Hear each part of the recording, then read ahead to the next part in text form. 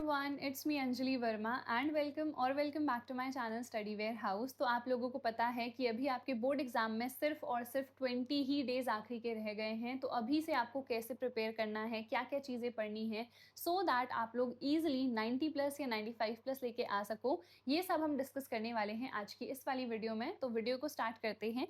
तो सबसे पहले तो यार एक जो दिक्कत है बहुत लोगों की वो ये है कि हम बुक्स अभी कौन सी प्रेफर करें, क्योंकि इतनी सारी बुक्स हैं, है ना।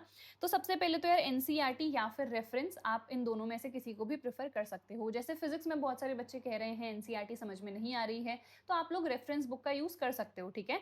बट अगर जैसे मैं केमिस्ट्री की बात करूं तो एनसीईआरटी इज इनफ, एनसीईआरटी के बाहर आपको कुछ भी देखने की जरूरत नहीं है।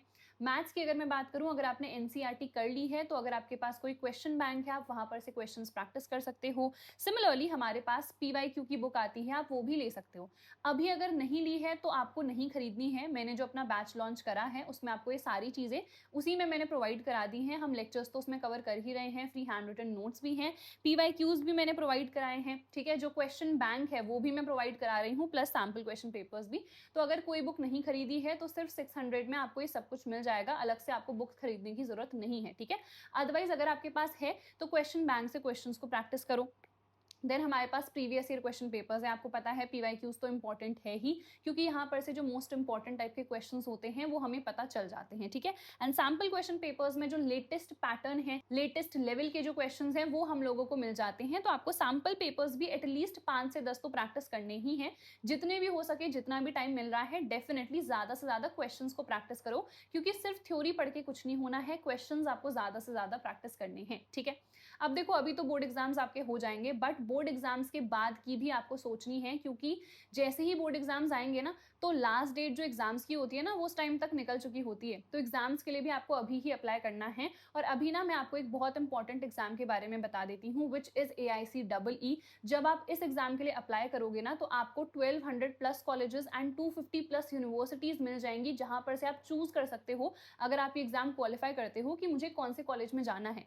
यूजुअली क्या होता है, मल्टीपल एग्जाम्स होते हैं, इतने सारे एग्जाम्स हैं, हर किसी के लिए हम अप्लाई भी नहीं कर सकते हैं, क्योंकि हर किसी की पहले तो डिटेल्स देखनी होती है, फिर हर किसी की इतनी सारी फीस होती है, तो कैसे पे करें। तो ये एक सिंगल एग्जाम के लिए आप लोग अप्लाई कर सकते हो। And 1200 plus colleges and 250 plus universities इस एग्जाम के अंडर आती हैं। तो इसके बारे में थोड़ा सा मैं आपको और ज्यादा डिटेल दे देती हूँ। सो इस एग्जाम को कौन कौन दे सकता है, बहुत सारे बच्चों ने प्रीवियस वीडियो में पूछा था कि अभी तो हमारे एग्जाम्स हुए नहीं है तो क्या हम अप्लाई कर सकते हैं। सो यस, आप लोग डेफिनेटली अप्लाई कर सकते हो। 100% तक की आपको यहाँ पे स्कॉलरशिप भी मिल सकती है। प्रोसेस क्या रहेगा, तो सबसे पहले तो आपको अप्लाई करना है, आपका एग्जाम होगा। एग्जाम जब आपने क्वालिफाई कर दिया तो आपका काउंसलिंग प्रोसेस स्टार्ट हो जाएगा। देन आपको कॉलेज अलॉट हो जाएगा एंड देन आपको फी पेमेंट करनी है and you have to report to the institution. ये बेसिक हमारा जो प्रोसेस होता है यही प्रोसेस आपका रहेगा। अब जो आपका एग्जाम है ना वो होम बेस्ड भी है और सेंटर बेस्ड भी है। तो इतने सारे बेनिफिट्स मैंने आपको ऑलरेडी बता दिए हैं इस एग्जाम के। 20 प्लस कोर्सेज से आप चूज कर सकते हो। सिर्फ PCM स्टूडेंट्स के लिए ही नहीं है, ये PCB स्टूडेंट्स भी अप्लाई कर सकते हैं। एंड इवन अगर आप ह्यूमैनिटीज या फिर कॉमर्स बैकग्राउंड से हो तभी भी आप लोग अप्लाई कर सकते हो। तो लिंक मैंने डिस्क्रिप्शन में प्रोवाइड कर दी है, जल्दी से जाओ और इस एग्जाम के लिए अप्लाई कर लो। सो आप लोगों को ये तो समझ में आ ही गया कि हमें बुक्स कौन कौन सी प्रेफर करनी है। एंड बोर्ड एग्जाम्स के बाद की भी हमें थोड़ी बहुत तो सोच लेनी है, क्योंकि बाद में जो लास्ट डेट है सारे ही एग्जाम्स की निकल जाएगी। तो अब हम थोड़ा सा आगे बढ़ते हैं। अब लेक्चर्स हमें कौन कौन से प्रेफर करने हैं, कहाँ से पढ़ना है। सो अभी आप लोगों को सिर्फ और सिर्फ वन शॉट लेक्चर्स को ही प्रेफर करना है, जो बहुत ज़्यादा डिटेल्ड लेक्चर्स हैं, 12-13 घंटे के मैराथन सेशंस हैं, आपको वो नहीं देखने हैं। अभी उसका टाइम नहीं है, अभी आपको सिर्फ और सिर्फ सेल्फ स्टडी पे ही फोकस करना है। तो जो शॉर्ट लेक्चर्स हैं, रिवीजन लेक्चर्स हैं, उससे अपना रिवीजन कर लो। जो चैप्टर्स कंप्लीट नहीं है तो वन शॉट की हेल्प से उनको कंप्लीट कर लो। एंड जो क्वेश्चन वाले सेशंस है ना आपको वो देखने हैं। एंड ये भी प्रेफर करना जो रिकॉर्डेड लेक्चर्स है वो ही देखो, क्योंकि लाइव में काफी ज्यादा टाइम वेस्ट होता है, इवन टीचर का भी होता है, स्टूडेंट्स का भी। बट क्योंकि वो इंटरैक्टिव सेशन होता है तो कुछ बच्चों को पसंद भी आता है। But I will suggest you कि अगर आपको टाइम बचाना है तो लाइव सेशंस अटेंड मत करो। जो रिकॉर्डेड सेशन है उसमें थोड़ी सी स्पीड बढ़ा के भी आप लोग देख सकते हो,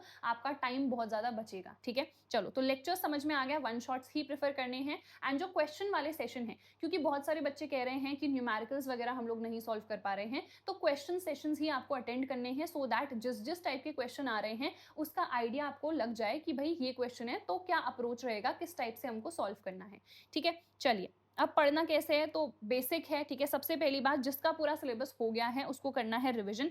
कैसे करना है, तो आपने जो नोट्स बनाए होंगे ना, उन नोट्स की हेल्प से ही आपको रिवीजन करना है।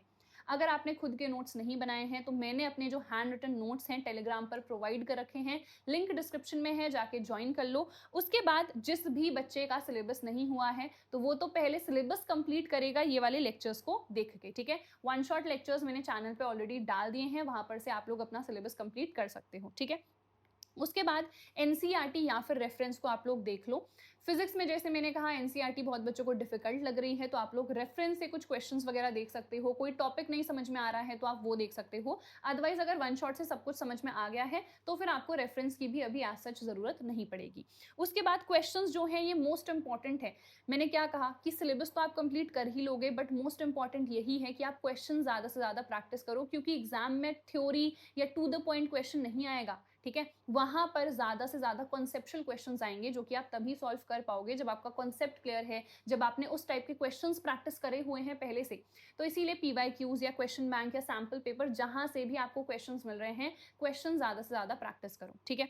चलिए, उसके बाद नेक्स्ट मोस्ट इंपॉर्टेंट क्या है, लेटेस्ट पैटर्न के क्वेश्चंस। ये जो लेटेस्ट पैटर्न के क्वेश्चंस है ना, ये आपको जरूर से जरूर प्रैक्टिस करने हैं। बहुत सारे बच्चे अभी भी जो हमारे लॉन्ग आंसर टाइप हैं, शॉर्ट आंसर टाइप हैं, उन्हीं पे लगे हैं।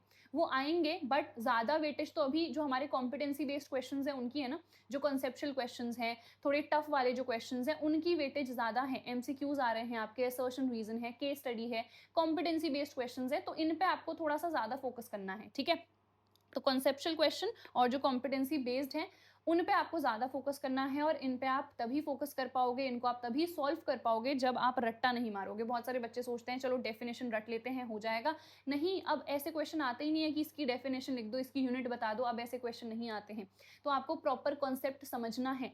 जैसे अभी लेटेस्ट जो मैंने लेक्चर्स डाले हैं करंट इलेक्ट्रिसिटी के, बहुत सारे कॉन्सेप्ट मैंने उसमें एक्सप्लेन कराए हैं जो कि बच्चों को आते ही नहीं है। वो सोच रहे थे कि बस यार ड्रिफ्ट वेलोसिटी है, एक डेफिनेशन रट लो, काम हो गया। मोबिलिटी एक फॉर्मूला है, रट लो। नहीं, जो बेसिक है आपको पहले वो आना चाहिए, तभी जाके आप जो भी क्वेश्चंस आएंगे ना उनको सॉल्व कर पाओगे, ठीक है।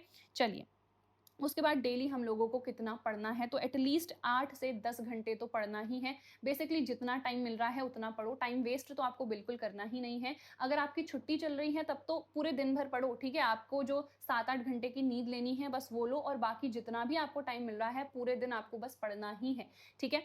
अगर आपको लगता है कि यार आप किसी सब्जेक्ट में वीक हो, ठीक है, तो आपको उसको ज्यादा टाइम देना है। अगर आपको लगता है कि यार इसमें सिलेबस नहीं है, ठीक है, जैसे मान लो फिजिक्स आपको बहुत वीक लगती है तो आपको उस पर ज्यादा फोकस करना है। अगर किसी को ऐसा लग रहा है फिजिक्स में तो यार इनफ सिलेबस हो गया है, बट केमिस्ट्री में तो सिलेबस ही नहीं हुआ है, तो केमिस्ट्री पे आपको ज्यादा फोकस करना है, ठीक है। तो ये तो आप लोग अपने लिए खुद ही डिसाइड करोगे कि कौन सा वीक सब्जेक्ट है, किस में सिलेबस बचा है, तो ये अकॉर्डिंगली आप टाइम एलोकेट कर सकते हो हर एक सब्जेक्ट को, ठीक है। मोस्ट इंपॉर्टेंट टॉपिक्स पे सबसे ज्यादा फोकस करना। जिसने कुछ नहीं पढ़ा है स्पेशली उनको मैं बता रही हूँ, जो मोस्ट इंपॉर्टेंट टॉपिक्स हैं, मोस्ट इंपॉर्टेंट क्वेश्चंस हैं, उनको डेफिनेटली प्रैक्टिस कर लेना। और अगर आपको नहीं पता है कि इंपॉर्टेंट टॉपिक्स क्या है, क्वेश्चंस क्या है, तो मैं बैच में ना सब कुछ करा रही हूँ। लेक्चर्स तो मैं दे ही रही हूँ आपको, उसके साथ साथ जो मोस्ट इंपॉर्टेंट क्वेश्चन है, मोस्ट एक्सपेक्टेड क्वेश्चन है, वो मैं प्रैक्टिस भी करा रही हूँ। और जो मैंने आपसे कहा question bank, PYQ, sample papers, इनकी पीडीएफ भी इसी बैच में मैं प्रोवाइड करा रही हूँ, लिंक डिस्क्रिप्शन में है। करियर वेल ऐप को डाउनलोड कर लो, इस बैच में आप लोग इजीली एनरोल कर सकते हो। तो ये जो मोस्ट इंपॉर्टेंट टॉपिक्स हैं, क्वेश्चंस हैं, ये यहाँ पर से आपके कंप्लीट हो जाएंगे। उसके बाद सैम्पल क्वेश्चन पेपर्स भी आपको डेफिनेटली प्रैक्टिस करने हैं, ये मैंने आपको पहले ही बता दिया था। 5 से 10 एटलीस्ट सैम्पल पेपर्स प्रैक्टिस करो, सो दैट जो लेटेस्ट पैटर्न के क्वेश्चंस है ना वो आपके कंप्लीट हो जाएं, ठीक है। लेटेस्ट पैटर्न में क्या है, एमसीक्यूज है, केस स्टडी है, असर्शन रीजन है, कॉम्पिटेंसी बेस्ड क्वेश्चंस है, कॉन्सेप्चुअल क्वेश्चंस है, direct to the point question अब नहीं आएंगे, ठीक है। तो अकॉर्डिंगली ही आपको प्रिपरेशन करनी है हर एक सब्जेक्ट में। तो हर एक चीज मैंने आपको बता दी है। फिर भी अगर कोई भी डाउट रहता है आप लोग कमेंट सेक्शन में पूछ सकते हो। और AICEE के लिए भी एनरोल करना बिल्कुल मत भूलना, लिंक डिस्क्रिप्शन में है, जल्दी से जाके एनरोल कर लो, सो दैट आप इस एग्जाम को दो और आपको बहुत ही बेहतरीन कॉलेजेस मिल सके। सो हम मिलेंगे हमारी अगली वीडियो में, तब तक यार अपना ख्याल रखना, अच्छे तरीके से पढ़ते रहना। All the best, bye bye.